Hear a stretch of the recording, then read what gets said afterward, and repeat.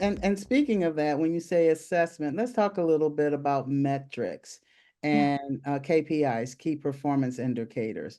What should organizations track to measure the effectiveness of their succession planning efforts at different levels in the organization?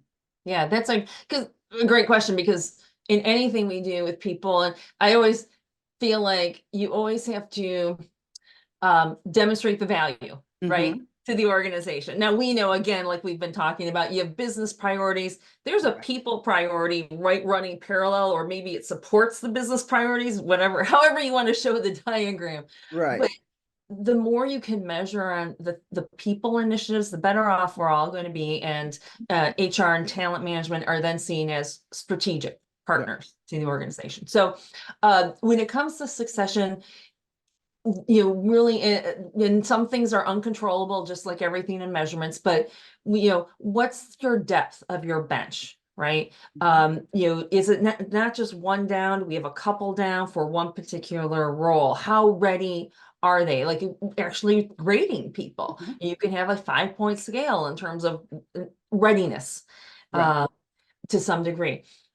We can think about like the whole breadth of roles that we have to, whether it's a function or again, different roles across different levels and layers and so on. But it's not just the CEO, right? It's all these other roles that we have. And so that's another way, again, thinking about how many roles do we really have people ready to move into. Mhm. Uh, and then as you start going along, it's who do we promote or how many have we promoted? How many have we placed? How often have we had to go to the outside? And when we've had to go to the outside, why is that? Um, Mhm. is it an internal piece, right? And if it is, shame on us, Mhm. right? That we're not getting someone ready or even agile enough. Because sometimes organizations go outside, they want a different perspective. And it's like, well, have you not been developing that to, that innovation, that Right. creativity, AP. right? Right. That Exactly. then Right. you could stay internal. That's true. Um, and then just, often in engagement surveys, they're asking about growth opportunities, development. Mhm. As I mentioned, those that do have good succession, they find higher engagement levels Mhm. overall. Um, to the extent you're just keeping people in general Mhm.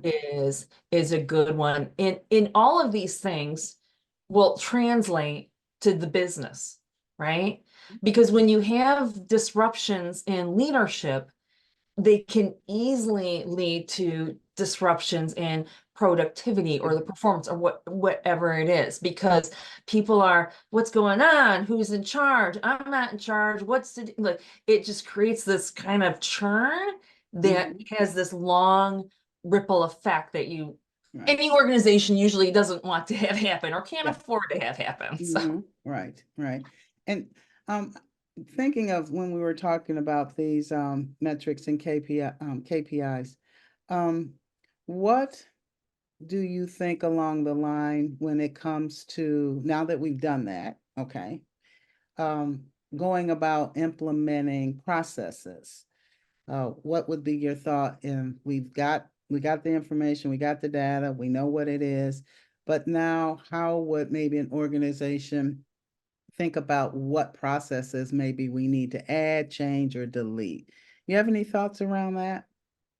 yeah, so um a lot of I always start with like let's just like get feedback, right? Okay, On it, right. That's right? feedback, And right? and understand what's working and what's not. So your metrics will give you potentially some idea around it. Like if you're not seeing some movement on the, well, what's going on there? Mm-hmm. What do we need to maybe alter or change around all of it? And so it's kind of hard to tell without knowing what the data is saying. But I always think about like, okay, just going back I'm a big supporter of just, what went well, what can we do differently? Not Right. that something went bad, but you might realize that maybe the process, maybe we aren't communicating enough. Mm-hmm. about the process. Maybe we need more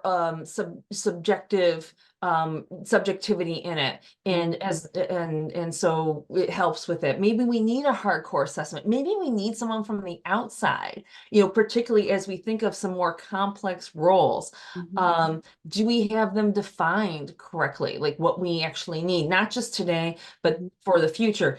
A lot of organizations get so bogged down and focused on the here and now. We're so busy and so busy that we aren't thinking about the landscape that's Right. coming and how Right. it's changing. And so, again, feedback data will help with some of these ideas to know how to change, Okay. with it, how to modify things. So. Okay. All right. Um, how can HR professionals and talent development teams collaborate with the business leaders to design and execute a succession planning strategy that can be both inclusive and effective at all levels of the Yeah. organization? Yeah. So we already know we don't want this to be an HR or a Right. talent management Yeah. initiative. It's not their pet project. Hmm. It is the organization's, it's a strategic objective for Right. the organization. And so part of it is in all good partnerships and collaboration with those that you're working with, to truly understand what the needs are. Not again, not just right now, but in the future. We're do we actually know who's retiring, right? Or maybe on the cusp and potentially could leave? Do we know areas that are just really hard to find good people for? And so Hmm. maybe we should work on developing them a little bit more. How are some things maybe changing in the future? So really having a good, and if we had a crystal ball, well, the crystal ball is never 100% perfect, right? It's never 2020 vision in there. Right. But the more you think about it and talk to other leaders and think about the market, the better off you'll have a greater chance of prediction on it. So, Hmm. um, and while in our space, because a lot of times we understand, we live and breathe these concepts, assessment, succession, development. It's very, I don't know, second nature to us. Hmm. So having us facilitate meetings, providing support, guidance, tools, kind of maybe being the owner of the process is okay. Facilitation, getting people together. So, it's again, they're working together as it. I'm happy to be maybe a big proponent of it, but we're going to go side by side, and I will help see you through on it. Okay. Um, the whole, and with that, any process, you should have milestones or key meetings that you're having. And, you show up and you make sure people know what they're supposed to be coming for and that they're coming prepared. And it's the extent that, as I mentioned earlier, if it can be part of their own performance management, like how much are you participating in this whole culture of development, Mhm. which includes the development of your people, the feedback, the succession, and everything. People, what gets measured gets done, Done. right? That's true. That's right. Even more so, what gets measured and impacts my bonus Right. gets It's done, done. right? Um, Right. this is the reality of it. The more that you can make it part of, it's an expectation. It is part of our culture, the things we value, Hmm. um, the better off you're going to be. Hmm. Uh, Hmm. and then as we've talked a little bit ago, is just monitoring the metrics, getting feedback, thinking about how to improve or change the process. That's always helpful, I think, especially when you're new into bringing this into an organization. And I think even being upfront about that, right? Even from the beginning, hey, we recognize we need to do this. We're going to start putting things into place. We're going to make mistakes. Like, we're going to ask like how we can modify it and so on. And we're going to, just like most things, it's the constant change, the constant iteration, and not for change sake, but like it's the idea of just improving how to make it more efficient and effective. So, Right. And that involves everyone. Everyone feels like they're being heard. yeah. And that goes deep into an organization when you feel like you're being heard.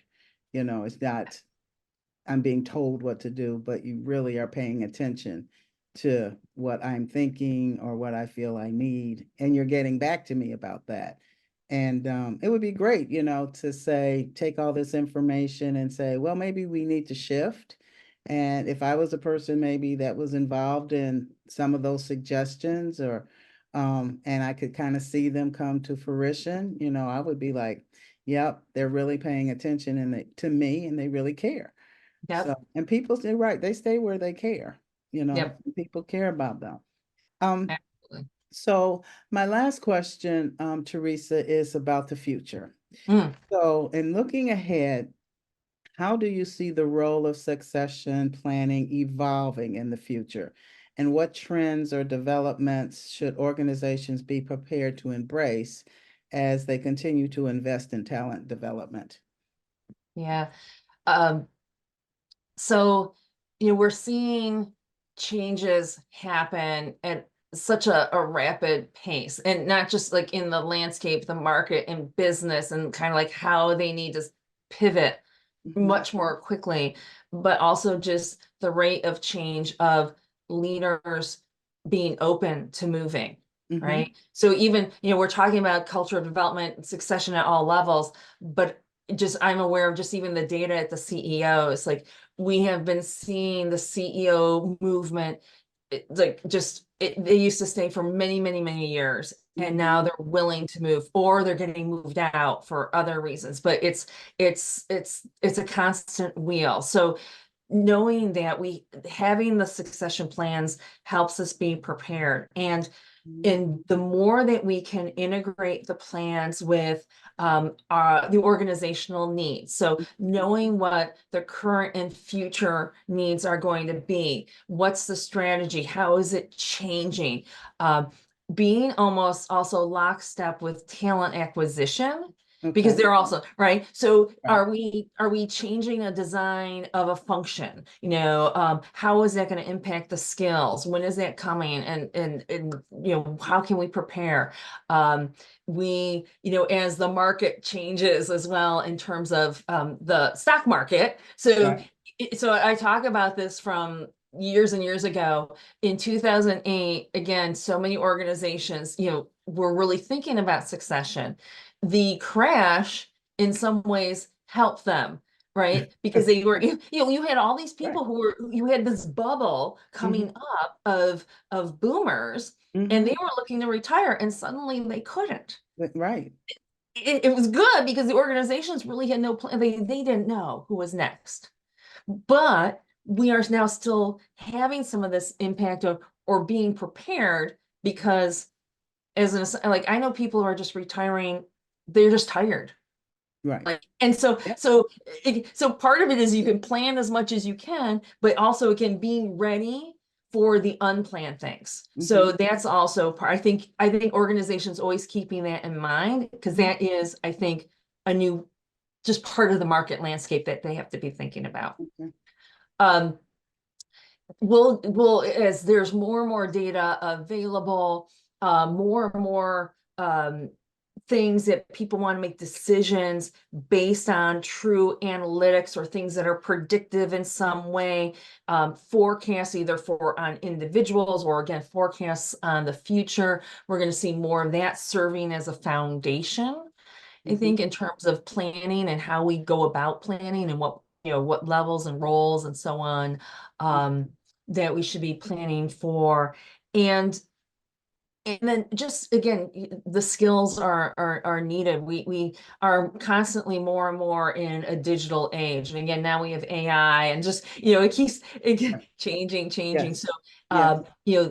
people who are able to pick things up quickly, who are resilient, who know how to work. Now it's not in person versus remote. Now it's hybrid. And that's Right. another level of skill, Right. right? That you need. How do you flex around all that? And how do you lead teams and other individuals? And maybe you have a half team that's in person, the other half's like, there's all these different things, and things constantly change. But those are some of them that are going to, these topics are going to keep impacting succession and how an organization needs to be thinking about it. It's again, it's succession, all of it is not a set it and forget it, right? We don't do it once. We don't keep it constant. It's, the same Right. skills we looked at for people maybe a year or two ago aren't necessarily the same skills we need now. It could be different roles. It is constantly evolving, just like we're seeing again with the marketplace. Right. Is there anything else you want to just freelance talk about in regards to succession? Anything you want to ask me to kind of just have more discussion around it? Because Yeah, we well, yeah. yeah. Uh, it'd be interesting to maybe talk about some. Again, I try to think about examples where I've been. Do you have any like good examples in terms of where succession has worked well, or Um, or a challenge you've seen within the uh, organization? one thing, you know what? When I came through, it was less of a consideration back when I came through corporate, because I've been out of corporate a long time. I've Mhm. been, I had a consulting business now for a long time. And so what I do remember, some companies would retire, they would use retirees. People would retire, but then they'd have them come back Yes. as like consultants, which I thought was nice, and different areas that they may have worked as, just part-time, something for them to do. Yeah. But because they brought them back that way and used them in different areas of the organization was because they knew the organization. Right. And so working side by side with new people or newbies or people just coming into the organization, it made it, nice because they felt that the retirees felt like they were giving back. Mm-hmm. And they also felt that, they were being useful. They also felt they were contributing to the organization. And the people that they were working alongside with, you would constantly hear about the wealth of Mm-hmm. untold knowledge that Mm-hmm. they would get Yeah. from these retirees, that would work, just come back and work part-time. And so that's kind of the succession planning things that I saw. The other things that I would see, which I always had problem with, was identifying high potentials. Mm. And when you say likes like, that's what I constantly Yeah. saw, and that was always something we had to kind of fight against. Mm-hmm. We always bump heads with that. And what to me was had a lot to do with disenfranchisement Mm-hmm. because our eyes aren't wide open, Right. and if you do the same, you're going to get the same. Yep. And so that was why it was hard. It wasn't thought of something that was something really needed. It was just like, okay, I identified this top potential, so I'm going to groom this person. I'm not going to look at anybody else. So you were kind of just left out. You really were left out. And then you had the choice of you could stay and stick it out, or you could Mm-hmm. move on to another organization or another company that may give that opportunity to you. So, and then the last thing I would say in the 2000s, now that we're in the 2000s, what you're seeing is because the makeup of the workers that are in the organization now, which I think is so much fun, for me at least, as Yeah. as a consultant, I think it's so much fun, Yeah. is that they have a different um mindset about what they want to do. And I Yes. don't and I think about it and I say, well, it's not that their mindset is any different. It's like each generation comes with a different picture. You know Yep. what I mean? So if we look back when America was really industrial, like in the 40s and 50s and 60s, it was like, keep your head down, Yeah, you know what I mean? Don't say Yep. anything. Yep. And the evolution of how the next generation, they really dictate how these Yeah. organizations are going to work, and what they will and will not do, because we know they're their biggest assets. So, Right. organizations that are open to listening, okay, Mhm. and you're right, those are the ones that usually are more profitable with productivity, morale, and financials than those that want to stick to the old guard. Yep. Uh, Yeah. so that's, I can say, is about the little history of my succession planning. It just wasn't something that was really front and center. One in You front. just was like, we're going to pick this person, and that was it. Yeah, no, you bring up a good number of different pieces there. So, from starting from the topics you shared, so what a great informal mentoring program, Mhm. right? In terms of Yes, yes. people who retire and come back and so on. I also think, oh, there's an opportunity to help people prepare for retirement, right? Yeah. Because that's really the thing. And Right. you're a coach, I'm a coach, Hmm. working with some high level leaders where when retirement is impending, they will tell you like it really messes with their head. And so to your point, they want to feel productive. They want to feel like they're giving back. Right. Great that they do it within the organization, Hmm. but maybe have a different plan as well. But Right. Yeah. um, Right. um, I get it. I get it. but but really, it's like again, that's part of the development. And the thing is, make sure that organizations don't just rely on that part. But it is a great way Yeah. to It's just a good way. Yeah. I get think that it knowledge worked shared. well. I think that worked well. Speaking of CEOs, speaking of that, I have worked with a number of small women Mm, um, business owners. And some of the things that we have talked about is, who are you grooming? From a coaching perspective, you're mhm. thinking about whether you're thinking of selling the company or just, handing, down the Yep. baton, whatever it is. Who are you thinking from a succession standpoint? Who are you looking at to groom to take your place? Right. Even in selling, if you were going to sell it, or if you're just going to retire and move on, that's something that is for a small business to keep it going. Mm-hmm. We had talked, that was something that they didn't consider. It was like, oh, I'm 65 and I'm thinking about, retiring. I said, but who are you grooming to take your place? Mm-hmm. And it was like, well, I never really thought about it because, that wasn't in my plan. So the coaching part of it was thinking about who that would be and how would you put that in place?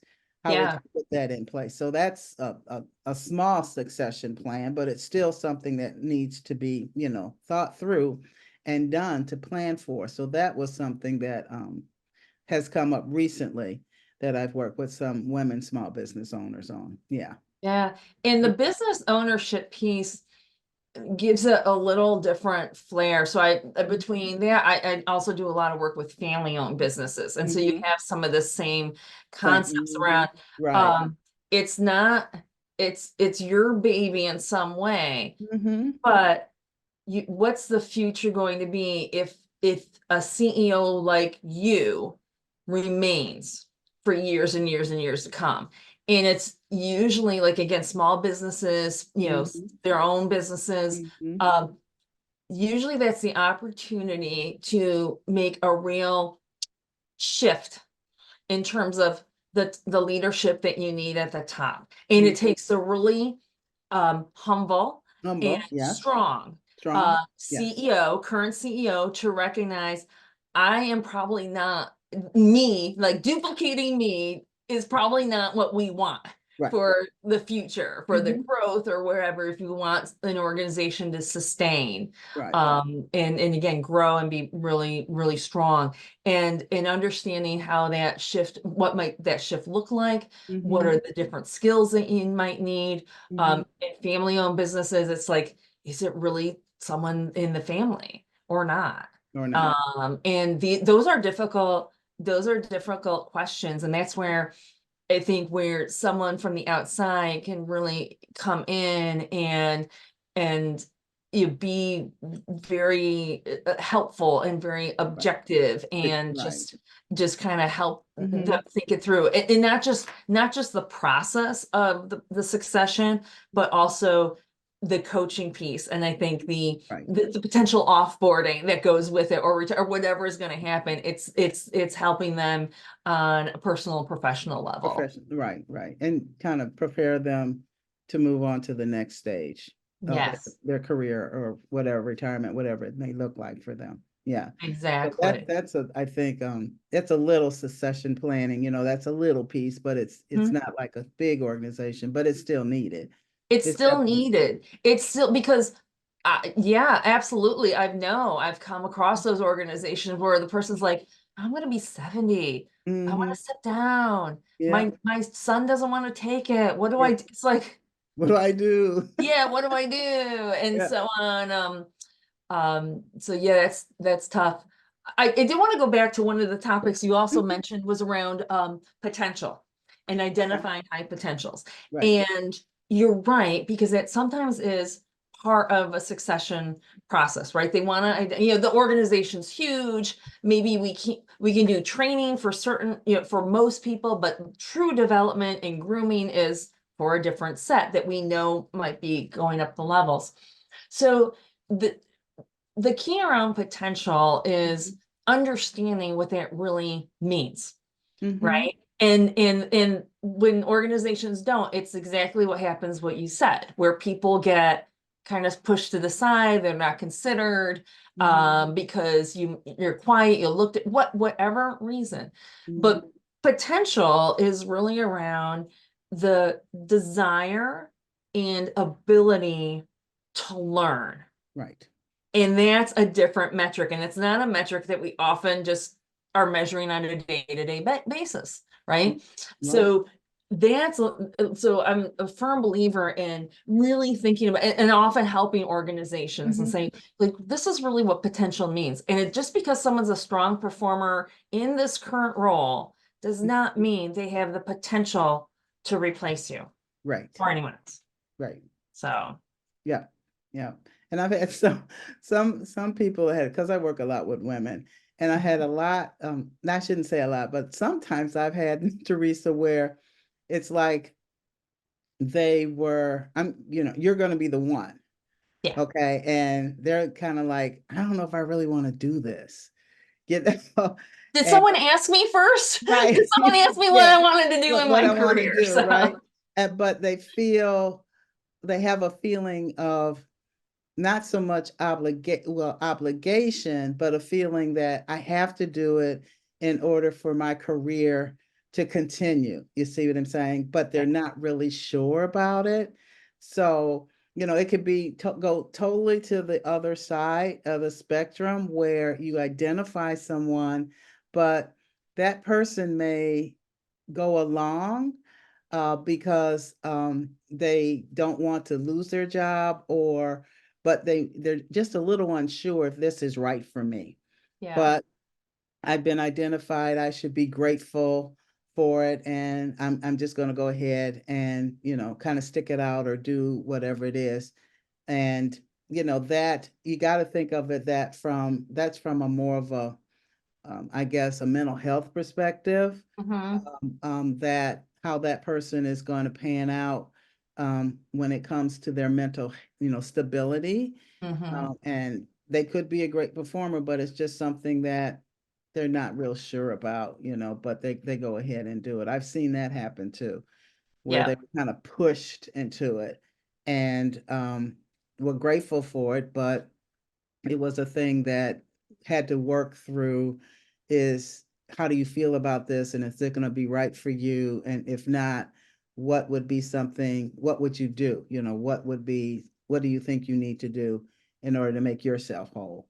That was basically the end question. So yeah, it can come from all different hmm, angles. It's hmm, not a blanketed thing, where over the organization, but totally having a plan and revisiting the plan, but you always got to kind of dig into the little pockets Yeah. of in the organization, the little pockets to kind of see what actually is um, if it's right for those pockets. It can't just be a blanketed statement, a blanketed plan, and it should work for everyone. You know what I Right. mean? Every department or every division. It's just not, you're dealing with people. And That's it. Yeah. and so, you always, I think they need to be sure that they take time to take a deeper dive into the individuals per se. And I think that comes with some training of department leaders and Hmm. coaching on their part to be able to read and identify when these things are implemented. Also, because they're kind of the watchers over the plan, Yeah. and we need to have them be able to assess their little piece of the, you know, city or a little piece of the organization too. Yeah. Yeah. Yeah. No, again, it's communication. Uh, Mm-hmm. don't make assumptions. Mm-hmm. And any organization needs still solid players, like in their roles, whatever, if it's an individual or a man or where I want to stay. Because when the example you gave, I'm thinking, oh gosh, like just how disengaged was that person? Like just like were they regretting Mondays, like they couldn't, Mm-hmm. and like that you just know how, I mean, we've all probably been in that situation at Mm-hmm. some point in our careers, and so we Mm-hmm. feel for Right. that person. It's Right. not a fun place to just No. be about your role in the organization. So, Well, Teresa, thank you so much. all right, thanks, All Mary. right. I Thanks, enjoyed Teresa, it. so much. All right. Bye-bye.